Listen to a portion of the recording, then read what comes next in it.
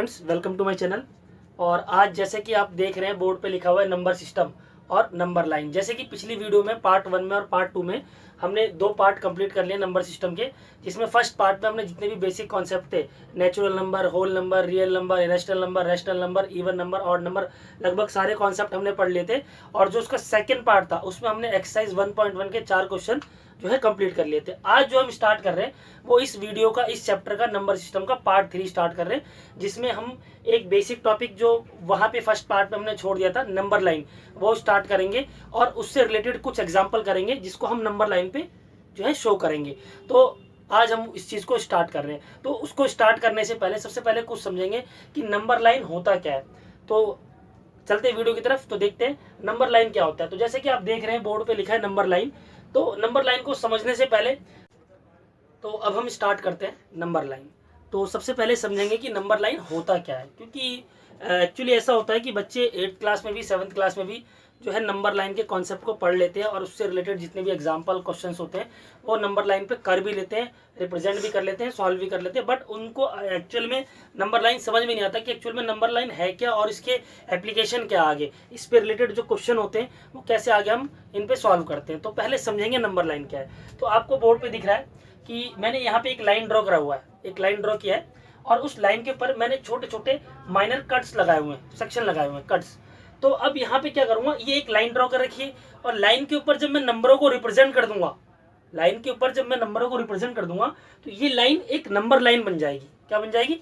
Number line. जैसे example के लिए आप देखिए, जैसे ये क्या है, 0, 0 से आगे जब हम नंबर स्टार्ट करते हैं तो यहाँ पे ये 1 2 3 4, और 0 से अगर हम पहले नंबर स्टार्ट करते हैं तो 1 2 3 4। अब जब हम नंबर्स को 0 से आगे की तरफ लेके जाते हैं तो पॉजिटिव नंबर होते हैं, और जब नंबर्स को 0 से पहले लेके आते हैं तो वो नंबर्स हमारे नेगेटिव नंबर्स होते हैं।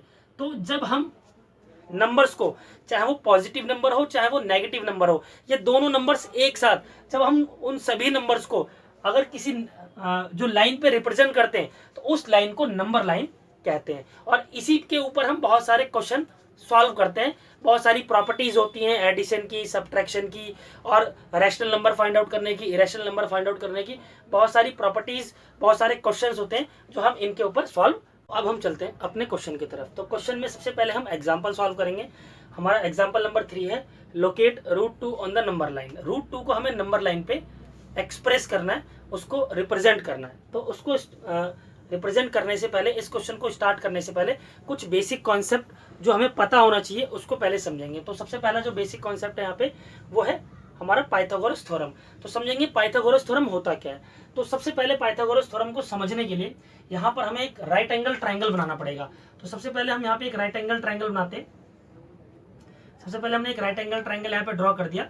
अब राइट एंगल ट्राइंगल होता क्या है, तो राइट एंगल ट्राइंगल एक ऐसा ट्राइंगल होता है जिसमें एक एंगल आपका 90 डिग्री का होता है। ठीक है, तो यहाँ पर आप देख रहे हैं इस ट्राइंगल को, तो यहाँ पर जो ये एंगल है ये हमारा 90 डिग्री का एंगल है, 90 डिग्री का एंगल है। ठीक है, ये हमारा राइट एंगल ट्राइंगल हो गया। अब इस राइट एंगल ट्राइंगल में जहां पर 90 डिग्री का एंगल है, इसके सामने वाली जो साइड होती है, बिल्कुल फ्रंट फेस की साइड, इसको हम हाइपोटेन्यूज कहते हैं। और जो इस साइड के बेस में होती है उसको बेस कहते हैं। और जो साइड जो हमारी परपेंडिकुलर साइड के साथ में होती है उसको हम यहाँ पर जो है परपेंडिकुलर कहते हैं। तो ये था आपका एक राइट एंगल ट्राइंगल जिसमें हमने बेस, हाइपोटेन्यूज, परपेंडिकुलर, और राइट एंगल ट्राइंगल के अंदर एक एंगल 90 डिग्री का होता है जो कि यहाँ पे हमने रिप्रेजेंट कर दिया है। अब यहाँ पर ये देखते हैं कि जो √2 है, √2 को हम राइट एंगल ट्राइंगल के through by application of Pythagoras theorem यहाँ पर कैसे प्रूफ करेंगे। तो इसको प्रूफ करने से पहले थोड़ा सा यहाँ पे देखेंगे, जैसे कि हम यहाँ पर कोई भी, जब हम पाइथागोरस थ्योरम में कुछ भी अप्लाई करते हैं तो वहाँ पे इन क्वेश्चनों में एक बात हमें मोस्टली याद रखनी है कि जो परपेंडिकुलर होगा उसको हमेशा हमेशा 1 ही लेंगे, 1 ही लेंगे, तभी ये एप्लीकेबल हो पाएगा इन नंबर्स के ऊपर, वरना वो एप्लीकेबल नहीं होगा। और इस चीज़ को आप यहाँ ध्यान रखिए कि यहाँ पर जो परपेंडिकुलर्स को जो 1 लेंगे वो केवल जब इस टाइप के क्वेश्चन होंगे, √2 √3 √5, वहीं पे एप्लीकेबल होगा, हर जगह एप्लीकेबल नहीं होगा। तो यहाँ पर हम हमारा जो परपेंडिकुलर है उसको हम यहाँ पे क्या लेते हैं, 1 यूनिट लेते हैं। ठीक है, और जो हमारा बेस है इसको भी हम 1 यूनिट लेते हैं, और जो हाइपोटेन्यूज है उसको हम यहाँ पे कैलकुलेट करेंगे।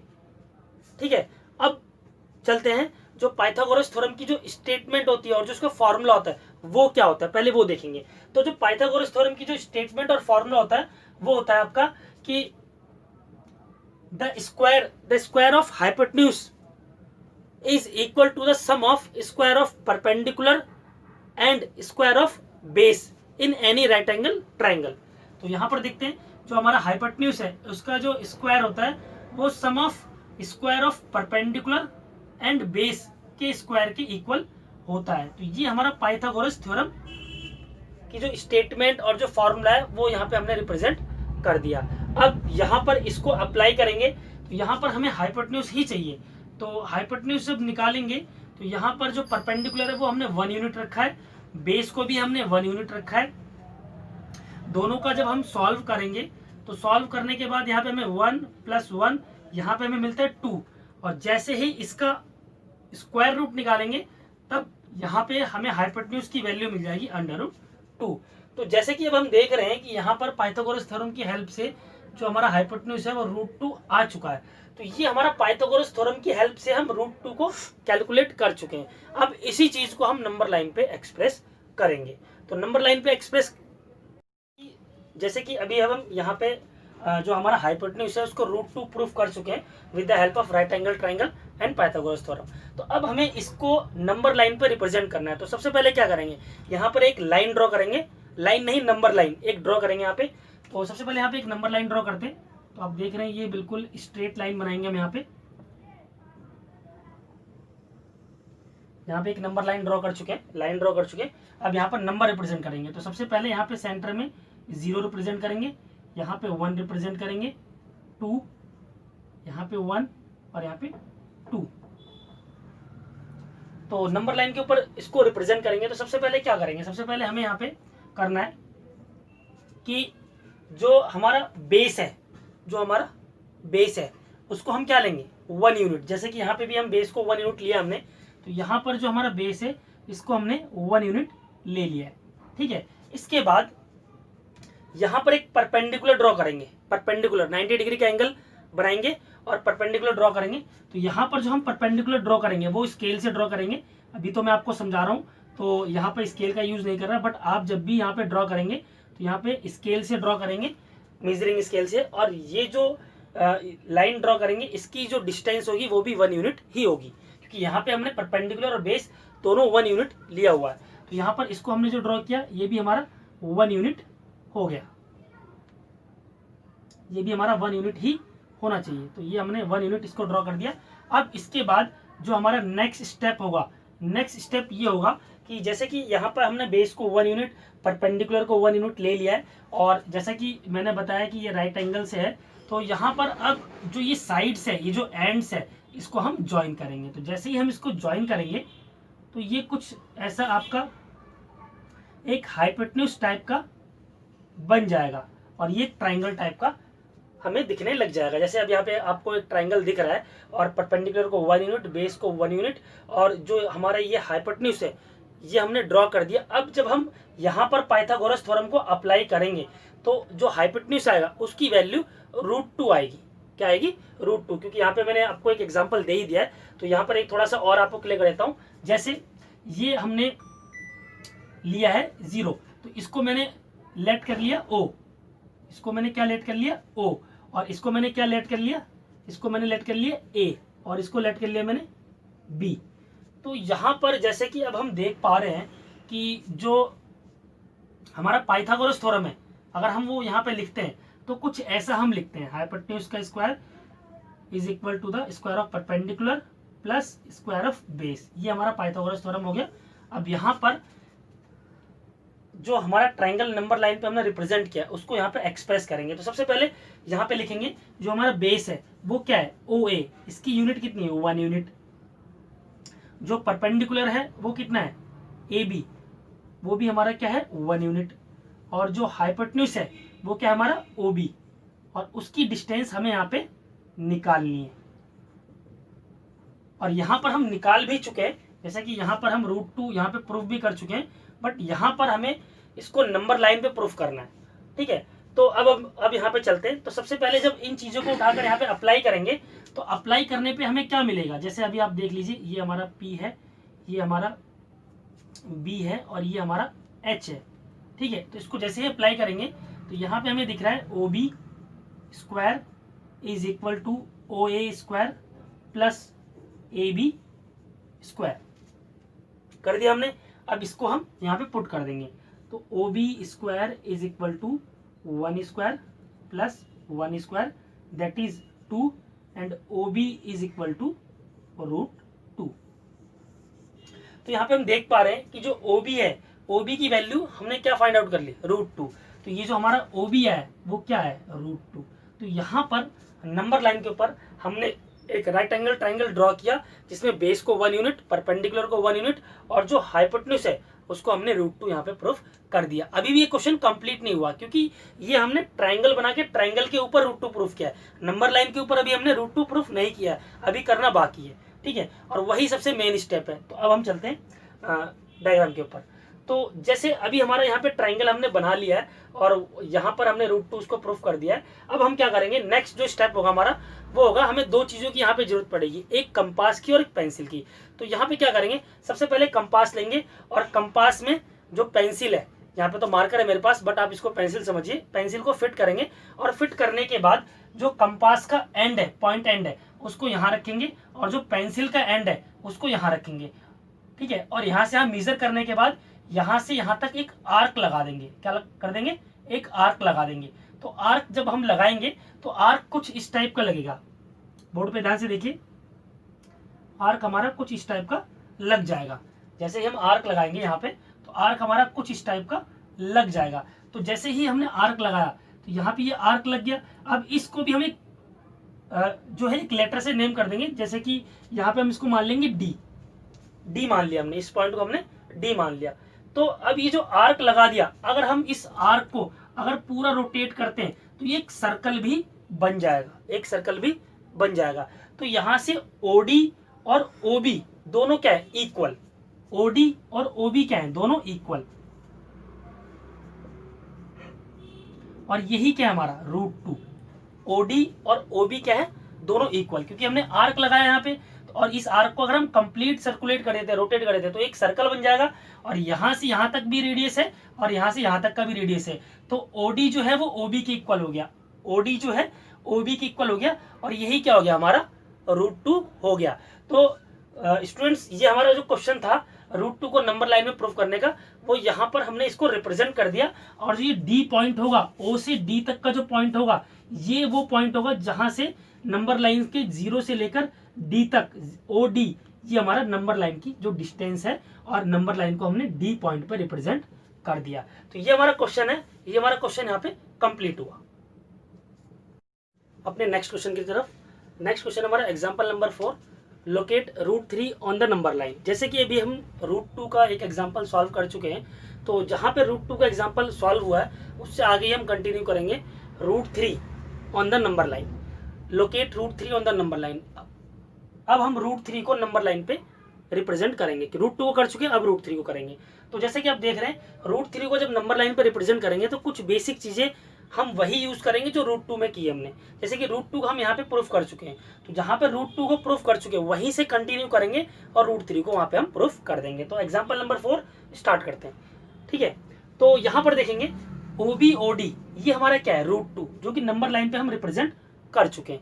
अब यहाँ से हम √3 को नंबर लाइन पे रिप्रेजेंट करेंगे। तो यहाँ पे जब √3 को नंबर लाइन पे रिप्रेजेंट करेंगे तो करने से पहले हम क्या देखेंगे, यहाँ पे जो हमारा ये पॉइंट है B पॉइंट, जैसे कि आप देख रहे हैं पॉइंट B, ये अब हमारा एक ऐसा पॉइंट बन जाएगा जहां पर अब हम यहाँ पे एक परपेंडिकुलर ड्रॉ करेंगे 1 यूनिट का। मैं आपको पहले बता चुका हूँ कि जब भी हम किसी भी रैशनल इरेशनल जो भी नंबर को अब हम जब नंबर लाइन पे रिप्रेजेंट करेंगे √2 √3 √5, तो जो भी हम परपेंडिकुलर ड्रॉ करेंगे उसको 1 यूनिट ही लेंगे हमेशा। ये मैं आपको पहले एक्सप्लेन कर चुका हूँ। तो यहाँ पे जो B पॉइंट है, B पॉइंट से हम यहाँ पे एक परपेंडिकुलर ड्रॉ करेंगे और परपेंडिकुलर की जो डिस्टेंस होगी वो कितनी होगी, वो भी हमारी 1 यूनिट ही होगी। तो यहाँ पे हमने 1 यूनिट की डिस्टेंस यहाँ पे रिप्रेजेंट कर दिए। अब इसके बाद जैसा कि आप लोग देख रहे हैं कि ये अब हमारा क्या बन गया, बेस बन गया और ये हमारा क्या बन गया, परपेंडिकुलर। और कैसा परपेंडिकुलर, यहाँ पे एक 90 डिग्री का एंगल बन रहा है। अब हम पॉइंट ओ को इस पॉइंट से, इस पॉइंट का एक नेम दे देंगे और इसका नाम रख देंगे ई। अब इस पॉइंट को इस पॉइंट से ज्वाइन कर देंगे। जैसे ही ज्वाइन करेंगे तो ये हमारा क्या बन जाएगा, एक हाइपोटेन्यूज बन जाएगा। अब हमारा ये बेस बन गया, ओ बी हमारा बेस बन गया, बीई हमारा परपेंडिकुलर बन गया और ओई हमारा क्या बन गया, हाइपोटेन्यूज √3 के लिए।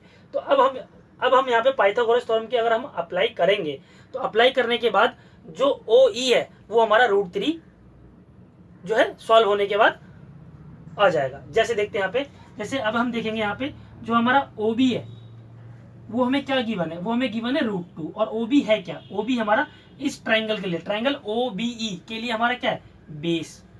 और बीई क्या है हमारा, बीई है हमारा यहाँ पर परपेंडिकुलर और कितना गिवन है, 1 यूनिट। जैसे कि मैंने आपको बताया था कि जो परपेंडिकुलर है उसे हमेशा हम 1 यूनिट ही लेंगे। अब हमारा बच गया ओई।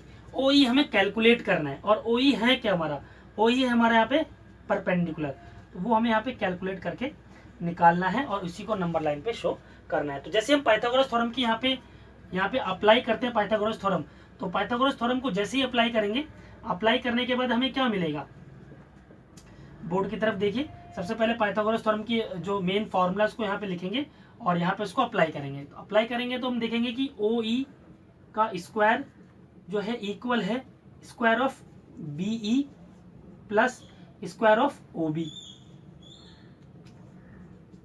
तो यहाँ पे आप देख पा रहे हैं बीई जो है वो 1 यूनिट है और ओबी जो है वो √2 यूनिट है। अब इनका जब हम स्क्वायर सॉल्व करके सम करेंगे तो इनका जो सम आएगा वो आ जाएगा 1, इनका जो सम आ जाएगा 1 + 2 दैट इज 3। इनका जो सम कितना आ गया, 3। अब जैसे ही ओ ई का स्क्वायर निकालेंगे, स्क्वायर रूट निकालेंगे, तो ओ ही हमारा क्या बन जाएगा, ओ ई हमारा कैलकुलेट होने के बाद आ जाएगा √3। दैट मीन्स जो ओ ई की जो लेंथ आई है यहाँ पे वो हमारी क्या लेंथ है, वो हमारी लेंथ है √3। क्या है, √3।